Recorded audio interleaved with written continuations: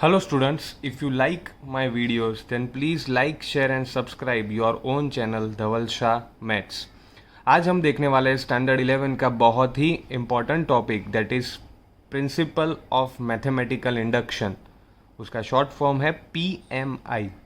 ठीक है स्टूडेंट्स, तो उसके रिगार्डिंग स्टार्ट करने से पहले सबसे पहले हमने सेट के चैप्टर में देखा था कि कोई भी स्टेटमेंट हो, ठीक है, अगर कोई भी पॉसिबल आउटकम की बात करें तो उसका आंसर जो होता है, राइट, उसका जो आंसर होता है वो येस और नो के फॉर्म में होता है। मतलब स्टेटमेंट वो तभी कहलाएगा जबकि उसका आंसर येस या फिर नो में हो, मतलब कि ट्रू या फिर फॉल्स हो सकता है। ठीक है स्टूडेंट्स, तो उसको हम वेल डिफाइंड डेटा बोलते थे कि जो डेटा है उसको हम वेल डिफाइन कर सके इधर इन फॉर्म ऑफ ट्रू और in form of false, then it is called statement. ये हमें पता है। तो स्टेटमेंट का अगर हम एक एग्जाम्पल लें तो हम उसका एग्जाम्पल कह सकते हैं that Delhi is a capital of India. Delhi is a capital of India, तो ये ट्रू स्टेटमेंट है, इसका आंसर यस रहेगा। ठीक है, तो इसको हम स्टेटमेंट बोलते हैं।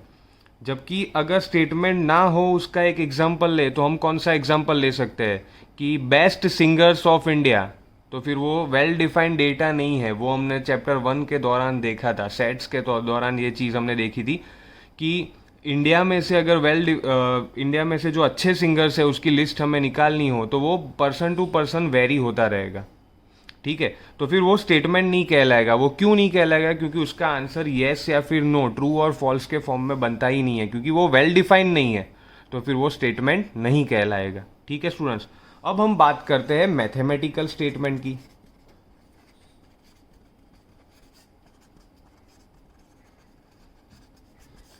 तो मैथमेटिकल स्टेटमेंट का एग्जाम्पल हम किसे कह सकते हैं?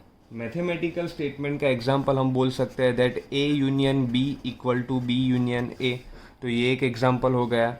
दूसरे एक एग्जाम्पल की अगर हम बात करें तो बच्चों कि 3 इज अ फैक्टर ऑफ 24, तो ये मैथमेटिकल स्टेटमेंट हो गए बच्चों।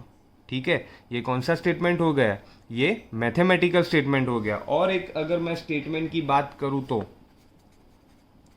जैसे कि 2n ग्रेटर देन 2n, मतलब कि अगर आप n की वैल्यू कुछ भी रखोगे यहाँ पे, अगर आपने n इक्वल टू 1 रखा तो क्या होगा? 2 ग्रेटर देन 2 इंटू 2।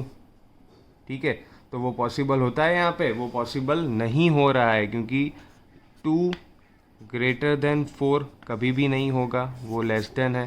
ठीक है, बट ये फॉल्स स्टेटमेंट है, ये हमें पता है कि इसको हम स्टेटमेंट तो कहेंगे ही कहेंगे।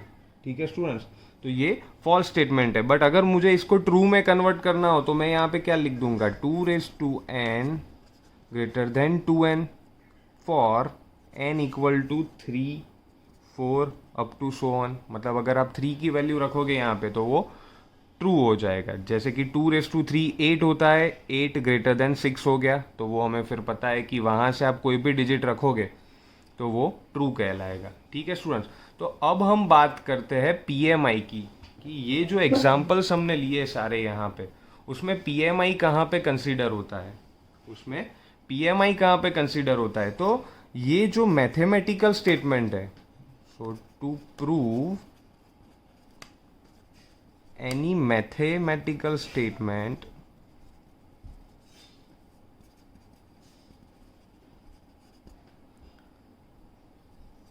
there is a need of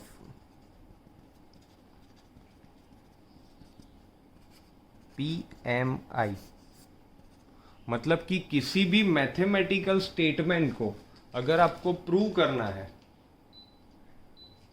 तो आपको PMI की ज़रूरत पड़ेगी। ठीक है, तो आपको किसकी ज़रूरत पड़ेगी? PMI की ज़रूरत पड़ेगी। PMI की मदद से आप किसी भी मैथमेटिकल स्टेटमेंट को प्रूव कर सकते हो कि वो ट्रू है या फिर फॉल्स है। ठीक है स्टूडेंट्स, तो ये जो PMI होता है उसको हम डिनोट करते हैं P ऑफ N से। उसको हम डिनोट किससे करेंगे? P ऑफ N से। ठीक है बच्चों, और यहाँ पे जो N है वो ऑलवेज बिलोंग्स टू N रहेगा, मतलब कि नेचुरल नंबर। यहाँ पे जब भी बात होगी वो ऑलवेज नेचुरल नंबर की रहेगी। ठीक है स्टूडेंट्स, तो आगे अब हम देखते हैं steps to solve a PMI numericals, कि पीएमआई के जो न्यूमेरिकल्स है उसको सॉल्व कैसे करते हैं। तो उसके जो स्टेप्स है, उसकी जो प्रोसीजर है, वो अभी मैं वहाँ यहाँ पे लिख रहा हूँ। तो सबसे पहले बच्चों आपको क्या करना है, सबसे पहले आपको फाइंड करना है P of one. P of one आप फाइंड करोगे। उसके बाद हम क्या फाइंड करते हैं, उसके बाद हम फाइंड करते हैं पी ऑफ के, और उसके बाद में हम फाइंड करेंगे P of K plus one. मतलब आप क्या करोगे कि जो आपका स्टेटमेंट है which is in the form of P of N, तो यहाँ पे अब आप क्या करोगे, यहाँ पे जो n की वैल्यू है, जो आपका n है, उसकी जगह पे आप क्या रख दोगे, सबसे पहले आप रखोगे p ऑफ वन। n की जगह पे मैं 1 रख दूंगा और मैं प्रूव करूंगा that LHS equal to RHS होता है कि नहीं होता है। मतलब यहाँ पे मुझे प्रूव करना पड़ेगा। उसके बाद क्या होता है, p ऑफ k आता है। p ऑफ k में आपको लेफ्ट हैंड साइड और राइट हैंड साइड को प्रूव करने की कोई ज़रूरत नहीं है। क्यों? उसका रीज़न है कि यहाँ पे एक हम एजप्शन ले लेंगे that p of k is true.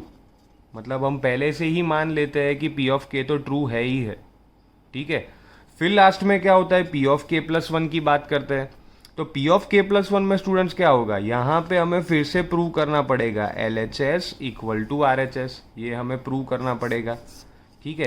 तो इसमें क्या होगा कि जो स्टेप 1 है और स्टेप 3 है उसमें हमें प्रूफ देना पड़ेगा, जबकि P ऑफ K है उसमें हमें प्रूफ देना नहीं पड़ेगा, क्योंकि यहाँ पे हमने एजप्शन ले लिया है that it is always true, ठीक है स्टूडेंट्स। तो अब हम क्या करते हैं, ये जो स्टेप्स है उसके रिगार्डिंग एक हम न्यूमेरिकल देखते हैं कि PMI में न्यूमेरिकल्स कैसे आते हैं, ठीक है स्टूडेंट्स। तो let's start with our first numerical.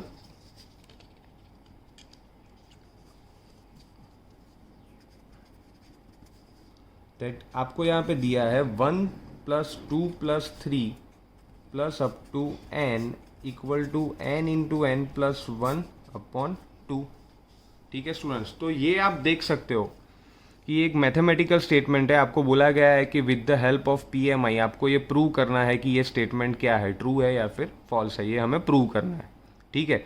तो हम क्या करेंगे, सबसे पहले जो हमने स्टेप्स दिखाए थे आपको उसके रिगार्डिंग हम P ऑफ वन फाइंड करेंगे। तो P ऑफ वन आप कैसे फाइंड करोगे, तो सबसे पहले मैंने लिखा यहाँ पे P ऑफ वन। तो P ऑफ वन मैं कैसे फाइंड करूँगा, तो n की जगह पे मैंने 1 रख दिया, तो यहाँ पे 1 आ गया, इक्वल टू n यहाँ पे भी है, तो मैंने यहाँ पे क्या किया 1 into one plus one upon two. तो इसको मैंने जब सॉल्व किया तो 1 इक्वल टू 1 मुझे मिल गया, that means LHS equal to RHS, ये प्रूव हो गया। तो मैं यहाँ पे लिख दूंगा P of one is true.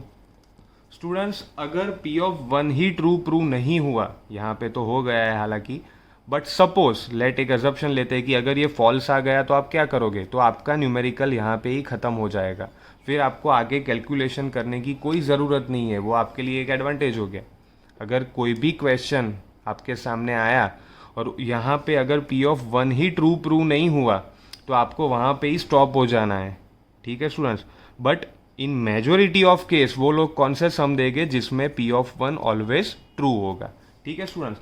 तो अब हम आगे बात करते हैं सेकेंड स्टेप की। सेकेंड स्टेप हमारा कौन सा था, P ऑफ K था, ठीक है। तो सबसे पहले हम क्या लेंगे, P ऑफ K फाइंड करते हैं। तो P ऑफ K में बच्चों क्या होता है, यहाँ पे n की जगह पे हम क्या लेंगे, K ले लेंगे।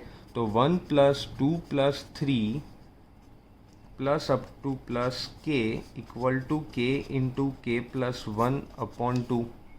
अब मैं यहाँ पे क्या करूँगा, इसको रिजल्ट नंबर 1 दे दूँगा और यहाँ पे लिख लूँगा P of K is true, क्योंकि हमारी बात ऑलरेडी हो चुकी है कि जब P ऑफ K हम फाइंड करेंगे तो ऑलरेडी पहले से ही एजप्शन में ले लेंगे that P of K is true, ठीक है स्टूडेंट्स।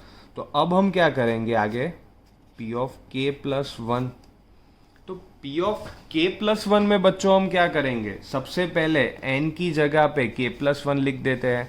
तो मैंने क्या किया यहाँ पे 1 plus 2 plus up to K plus one equals to, आगे क्या है आपके पास n into N plus one upon two. तो मैंने क्या लिखा यहाँ पे K प्लस वन ब्रैकेट में K plus one upon two. आपको यहाँ पे एक चीज़ खास याद रखनी है, this is for you only students, कि जब आप k+1 लिख रहे हो तब ब्रैकेट से खेलना सीख लो। आपको ब्रैकेट कौन सा करना है, स्क्वायर करना है। तो क्या होगा, जब आप अंदर की साइड n की जगह पे, क्योंकि हमें पता है कि यहाँ पे ऊपर क्या था, n+1 था, तो हमने n की जगह पे k+1 लिखा है। तो आप क्या करो, उसको ब्रैकेट से सेपरेट करना सीखो। मैंने क्या किया, यहाँ पे स्क्वायर ब्रैकेट किया और अंदर की साइड सर्कुलर ब्रैकेट कर दिया। तो वो क्या होगा बच्चों, वो आपके लिए इजी हो जाएगा कि आप आइडेंटिफाई कर पाओगे कि ये n की जगह पे मैंने k+1 लिखा है। कई बार क्या होता है, आप दो सर्कुलर ब्रैकेट यूज़ कर लेते हो तो फिर वो अपने विजन की साइड से कई बार वो कॉम्प्लिकेटेड हो जाता है। तो इसको अवॉइड करो, आप क्या करो, ब्रैकेट से खेलना सीख लो। ठीक है, पहले स्क्वायर ब्रैकेट करो, अंदर की साइड सर्कुलर ब्रैकेट करो। ठीक है स्टूडेंट्स, तो अब हम क्या करेंगे, हमें पता है कि जो p ऑफ k+1 है उसमें हमें LHS equal to RHS prove करना है। तो यहाँ पे स्टूडेंट्स हम क्या करेंगे, ये जो LHS है वो पहले ले लेंगे। तो मैंने ले लिया यहाँ पे LHS 1 + 2 + अप टू k+1। ठीक है स्टूडेंट्स, अब बहुत ही इंपॉर्टेंट टॉपिक आ रहा है, अब ध्यान से देखिएगा बच्चों। ये हमारी लास्ट टर्म है। ठीक है, अगर लास्ट टर्म की पहले की टर्म की मैं बात करूँ तो वो सेकेंड लास्ट टर्म हो जाएगी। इसके पहले वाली टर्म की बात करें तो वो कौन सी टर्म हो जाती है, वो सेकेंड लास्ट टर्म हो जाती है। ठीक है स्टूडेंट्स, तो यहाँ पे आप देख सकते हो कि यहाँ पे क्या हो रहा है। अगर हम यहाँ पे बात करें तो 1 + 2 + 3 + 4 अप टू k+1 जा रहा है। ठीक है, अप टू क्या जा रहा है, k+1, क्योंकि हमें पता है कि 1 + 2 के बाद 3 4 5। तो यहाँ पे आप देखो तो क्या हो रहा है, इसको मैं इस हिसाब से भी लिख सकता हूँ, दैट 2 - 1 + 3 - 1 + 4 - 1 + 5 - 1। ठीक है, मतलब कि जब मैं 5 - 1 लिखूंगा तो मुझे क्या मिलेगा, 4। 4 - 1 लिखा तो मुझे क्या मिला, 3। 3 - 1 लिखा तो मुझे 2 मिला। 1 का मुझे क्या मिला, 2 - 1। तो इसका मतलब क्या हुआ कि जो टर्म है उसके आगे की टर्म की अगर मैं बात करूं तो मुझे क्या करना पड़ता है, -1 करना पड़ रहा है। यहाँ पे मुझे क्या करना पड़ रहा है, -1 करना पड़ रहा है। तो इसका मतलब क्या हुआ कि ये जो टर्म है उसके आगे की टर्म की मैं बात करूं तो वो क्या हो जाएगा, k+1 - 1 हो जाएगा। वो क्या हो गया, k+1 - 1। इसका मतलब क्या हुआ, ये 1 1 कैंसिल हो गया तो बाकी क्या रहा, k रहा। ठीक है स्टूडेंट्स, तो अब मैं यहाँ पे क्या करूँगा, जो सेकेंड लास्ट टर्म है 1 + 2 + 3 + अप टू k + k+1, तो इसकी सेकेंड लास्ट टर्म मुझे यहाँ पे मिल गई k। आपको ये कैलकुलेशन दिखाने की कोई ज़रूरत नहीं है, this is just only for your understanding students, ये सिर्फ आपके समझने के लिए है। ठीक है, तो सेकेंड लास्ट टर्म मुझे मिल गई 1 + 2 + 3 + अप टू k। अब बच्चों क्या होगा आगे, ध्यान से देखिएगा कि हमारे पास जो रिजल्ट 1 है उसमें क्या है, 1 + 2 + 3 + अप टू k। ठीक है, तो मैंने यहाँ पे अब क्या किया, ये वाली जो टर्म है उसकी जगह पे मैं क्या लिख दूंगा, उसकी जगह पे मैं रिजल्ट 1 पे से लिख दूंगा k × k+1/2। ठीक है, तो मैंने क्या किया, k × k+1/2 + k+1। ठीक है बच्चों, अब यहाँ पे क्या होगा कि अभी तक आप जहाँ से पढ़ के आए हो, मतलब कि स्टैंडर्ड 8 9 10th, आप क्या करते थे, इसका मल्टीप्लिकेशन कर देते थे। बट यहाँ पे अभी हमें ये नहीं करना है, इसका मल्टीप्लिकेशन नहीं करना है। हमें क्या करना है कि ये जो दो टर्म है उसमें से कॉमन क्या निकलेगा। तो आप देख सकते हो k+1 कॉमन है, तो इसको मैंने कॉमन निकाल लिया। अगेन मैं ब्रैकेट से खेलूंगा, मैंने स्क्वायर ब्रैकेट ले लिया, तो अंदर बाकी क्या रहा, k/2 + 1। ठीक है स्टूडेंट्स, बाकी क्या रहा, k/2 + 1। तो अब मैं क्या करूँगा, k+1 अंदर मैंने LCM ले लिया, तो क्या रहा मेरे पास बच्चों, k+2/2। अब मुझे पता चल गया कि इसको आगे मैं फर्दर सॉल्व नहीं कर पाऊँगा।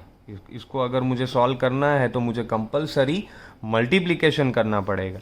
तो मैं क्या करूँगा, ये वाली जो मेरी RHS है जो मुझे प्रूव करना है उसमें मैं देख लूँगा k+1 है, तो k+1 आ गया मेरा। k+1 + 1 इसको अगर आप सॉल्व करोगे तो क्या मिलेगा, k+2, तो k+2 भी आ गया, /2 आ गया। तो मैं यहाँ पे लिख दूंगा RHS, मतलब कि वो मेरा प्रूव हो गया, LHS = RHS जो मुझे प्रूव करना था। तो मैं यहाँ पे लिख दूंगा, सो P of k+1 is true. P of K plus one भी ट्रू हो गया। तो स्टूडेंट्स इसका मतलब क्या हुआ कि P of one, P of K plus one ये तीनों के तीनों प्रूव हो गए। तो आखिर में हर एक सम में आपको एक स्टेटमेंट लिखना है। वो स्टेटमेंट आप क्या लिखोगे? स्टेटमेंट आप लिखोगे कि हैंस, ये आपको ध्यान रखना है कि हर एक सम में आपको ये लिखना ही लिखना है, hence by principle of mathematical induction statement P of n, statement P of n is true for all n belongs to n।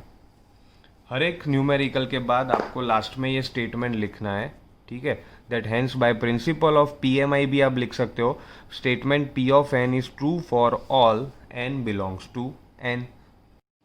आगे हम देखते हैं एक और numerical, that is 1 cube plus 2 cube plus 3 cube plus n cube equal to, ये आपको prove करना है। तो सबसे पहला स्टेप हम क्या करते थे? सबसे पहला स्टेप हम करेंगे P of 1 फाइंड करेंगे। तो P of 1 में क्या होगा स्टूडेंट्स कि n की जगह पे मैंने रखा 1, तो 1 का cube equal to 1 into 1 plus 1 upon 2 का स्क्वायर। इसको जब आप सॉल्व करोगे तो आपको 1 इक्वल टू 1 मिल जाएगा। तो आप लिख दोगे यहाँ पे P of 1 is true, P of 1 is true हो गया। अब क्या करेंगे? P of k लेंगे। P of k क्या होता है? 1 cube plus 2 cube plus 3 cube plus up to k cube equal to k into k plus 1 upon 2 का स्क्वायर हो जाता है। हमें पता है कि P of k जो है वो हमें ऑलवेज ट्रू ले लेना है, तो मैं यहाँ पे लिख दूंगा P of k is true. इसको मैंने दे दिया रिजल्ट नंबर 1। नेक्स्ट स्टेप क्या रहेगा? P of k प्लस 1, मतलब कि n की जगह पे अब हम क्या करेंगे? n की जगह पे k प्लस 1 लिख देंगे। तो क्या होगा? 1 cube plus 2 cube plus 3 cube plus up to k plus 1 का क्यूब इक्वल्स टू क्या होगा? ब्रैकेट से हम फिर से खेलेंगे, k प्लस 1 ब्रैकेट में k प्लस 1 प्लस 1 अपॉन 2 का स्क्वायर। मतलब कि जहाँ जहाँ n था वहाँ पे हमने k प्लस 1 लिख दिया, यहाँ पे भी n था और यहाँ पे n था, तो इन दोनों की जगह पे हमने k प्लस 1 लिख दिया। तो पहले हम क्या करते हैं यहाँ पे कि LHS ले लेते हैं। हम यहाँ पे क्या करेंगे? LHS ले लेंगे। थोड़ा बहुत अगर RHS को इलाबरेट कर दे तो हमें क्या मिलेगा? k प्लस 1 और ब्रैकेट में k प्लस 1 प्लस 1 मतलब कि k प्लस 2 हो गया अपॉन 2 का स्क्वायर, ठीक है। तो अब हम क्या करेंगे? हम यहाँ पे LHS ले लेते हैं। LHS यहाँ पे आपको दिख रही है 1 cube plus 2 cube plus up to k plus 1 का क्यूब। तो यहाँ पे अब मैं एक ट्रिक सिखाने जा रहा हूँ कि जो सेकेंड लास्ट टर्म आपको फाइंड करनी है, तो उसमें हम क्या करते थे? -1 ऐसे हम सॉल्व करते थे। जो सेकेंड लास्ट टर्म हमें निकालनी रहती थी तो हम क्या करते थे? -1 करके सोचते थे। बट आपको अभी ये सोचने की ज़रूरत नहीं है। आपको क्या करना है? यहाँ पे जो P of k की टर्म है उसी को ले लेना है। ये पूरा जो पोर्शन है ये वो यहाँ से आपको उठाना है और यहाँ पे रख देना है। तो मैंने क्या किया? यहाँ पे 1 cube plus 2 cube plus 3 cube plus up to k cube, जो ऊपर है वही मैंने लिख दिया, प्लस करके जो लास्ट टर्म है वो आपको यहाँ पे लिख देनी है। तो इससे फ़ायदा क्या होगा? इससे आपको एक बेनिफिट रह जाएगा कि आपको वो कुछ फाइंड नहीं करना पड़ेगा। जो -1 करके हम फाइंड करते थे वो फाइंड नहीं करना पड़ेगा। आपको डायरेक्टली ये वाला पोर्शन है वो ऊपर से ही मिल जाता है। तो आगे नेक्स्ट स्टेप में क्या होता है? यहाँ पे जो 1 cube plus 2 cube plus 3 cube plus k cube है उसकी जगह पे हम क्या लिख सकते हैं? उसकी जगह पे हम लिख सकते हैं k into k plus 1 upon 2। तो मैंने लिख दिया k into k plus 1 upon 2। इसका क्या है? तो इसका स्क्वायर है प्लस k प्लस 1 का क्यूब रह जाएगा, ठीक है। अब जैसे न्यूमेरिकल 1 में हमारी बात हुई कि इसको मल्टीप्लाई नहीं करना है, आपको क्या करना है? इन दोनों में से कॉमन क्या निकलेगा? तो स्टूडेंट्स यहाँ पे लेसर पावर 2 है तो वो कॉमन निकलेगा। तो कॉमन मैंने निकाला k प्लस 1 का स्क्वायर। तो अंदर बाकी क्या रहा? अंदर बाकी रहेगा k स्क्वायर बाय 4, k का स्क्वायर अपॉन 2 का स्क्वायर। 4 प्लस अंदर एक बाकी रहेगा k+1। ठीक है, तो अब आगे हम क्या करेंगे, यहाँ पे LCM ले लेंगे।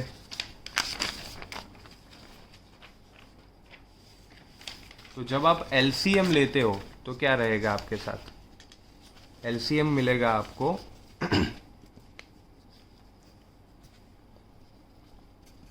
k+1 का स्क्वायर ब्रैकेट में k² प्लस 4 से मल्टीप्लाई ऊपर करेंगे तो 4 इंटू k+1 अपॉन 4।